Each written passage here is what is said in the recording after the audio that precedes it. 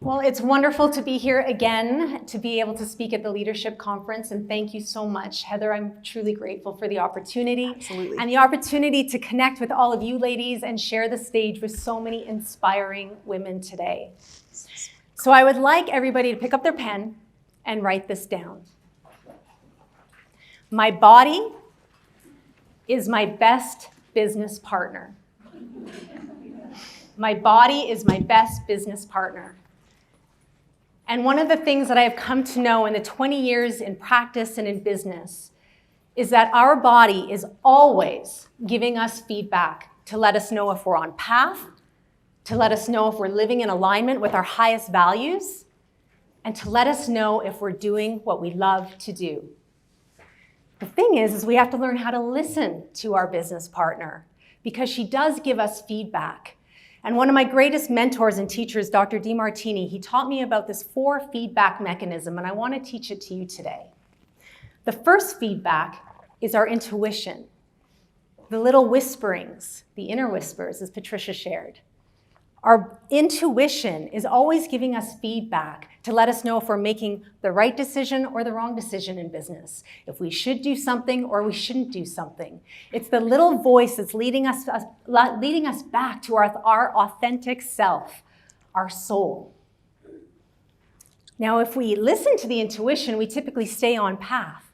We typically stay on our mission and purpose, but we often ignore that little voice. And when we ignore the intuition, our most important business teacher, business partner, then what happens is we get the other feedback, which is social feedback.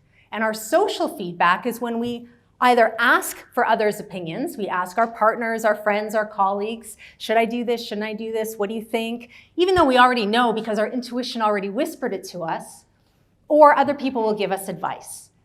And if we ignore the social feedback, then what we get is the physical feedback through symptomatology. That's right, it's the physical feedback through our symptoms, because our symptoms actually have a meaning. They have a purpose, and often it's more than just what we're eating or not what we're eating, or what we're taking for supplements and not. Our body symptoms are actually our business partner knocking on the door saying, you're doing something that you really don't want to be doing, or you're doing something you really want to be doing. And if we're off path, that knock on the door can show up in many different ways. It might be a tension headache.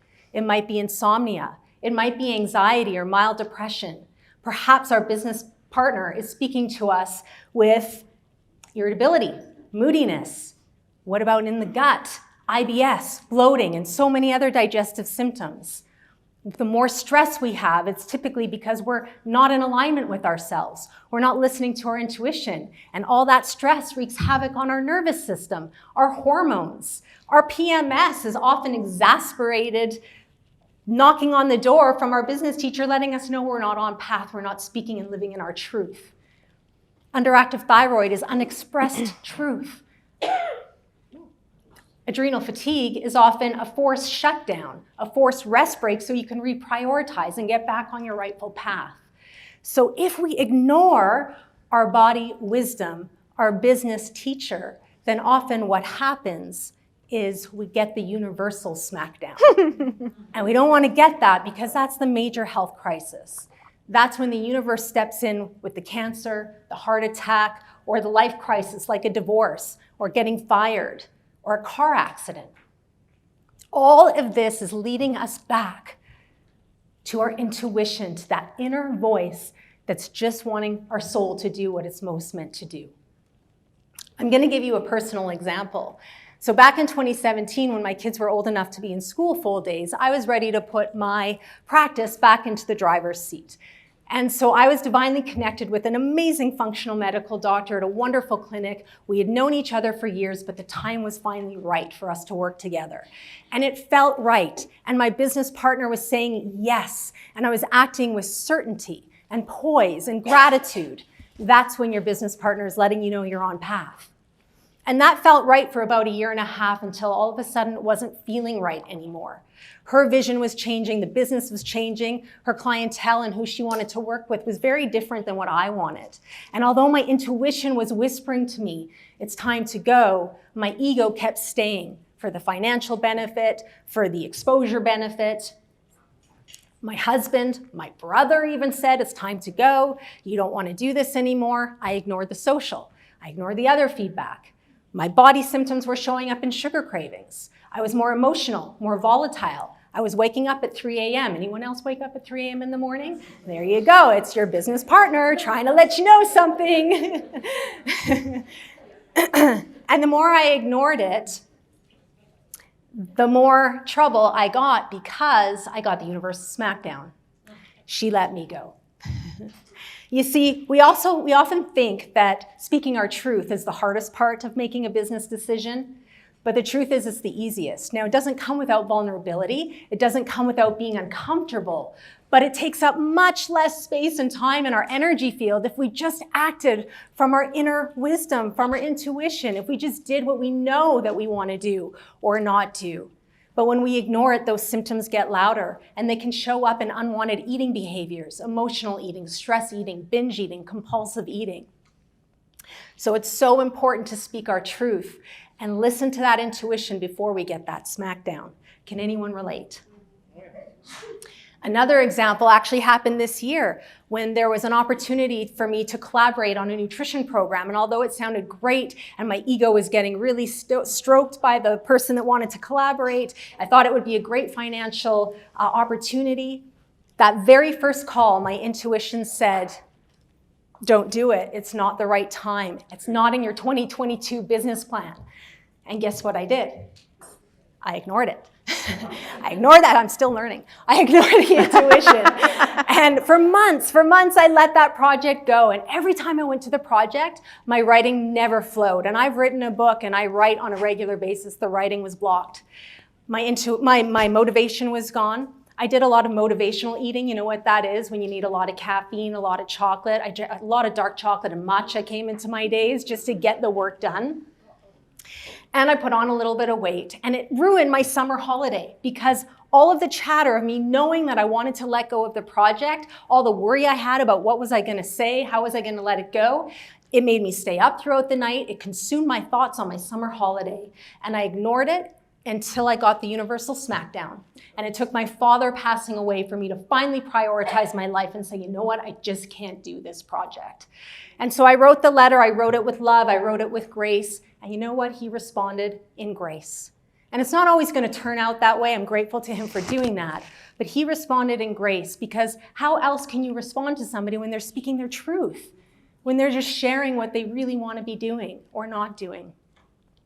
You see, ladies, when we do what we love to do, when we fill our days with things that we choose to do, like to do, and love to do, we radiate. We have energy. We have vitality. This is true for men too, as I'm looking at the Scotia table. We have energy, we have vitality, right? When we do what we love to do, we're inspired from within. We're motivated. That is our business partner saying, yes, you are on path. But when we fill our days up with the things that we feel we need to do, we have to do, we should do, when we let our ego override our intuition, we gravitate, we age, we ache, we pain. We don't sleep, we emotionally eat, we gain weight. When we don't listen to our intuition, our body deconstructs. So let's just talk about the emotional eating for a moment, because so often we think that we have no willpower and there's something wrong with us because we just can't stay on our nutritional paths. The truth is that every emotional eating moment is another feedback. It's another feedback that your business partner is trying to give you to let you know you're not doing what you really want to be doing. That maybe you're working on a project you don't want to do. That maybe you're not doing a job that you really love. Or maybe that somebody's challenging your values. And what we do when we emotionally eat, we instantly go into shame and guilt. And we beat ourselves up. And we beat ourselves up in the gym the next day. But what I encourage you to do from this moment on is every time you have one of those moments, because they happen, is just sit with yourself, with your business partner, and really ask her, what is going on? What is it that you would really love to be doing more of? What is it that you want to be doing less of? And whatever you want to do more of that. And whatever you want to do less of that. Because the more we honor our truth, the more we honor our soul, the more we are on our rightful path. Gabor Mate often says that what is your body saying no to that you're not saying no to? What is your body saying no to that you're not saying no to? Because again, the more we ignore, the more our symptoms will exacerbate and our emotional eating will be out of control. But the more we listen, the more everything equilibrates. Like when I let that project go, the first thing that happened is my body relaxed. I felt free. I stopped craving sugar. I slept through the night, and my metabolic body started working. All of a sudden, a few pounds came off just because I was in flow versus in restriction. Now let's talk about weight for a minute. There's so many reasons why we gain weight, and there's so many symbolic reasons for weight. And one of those is called mana. It's a Hawaiian term, mana. It means untapped potential.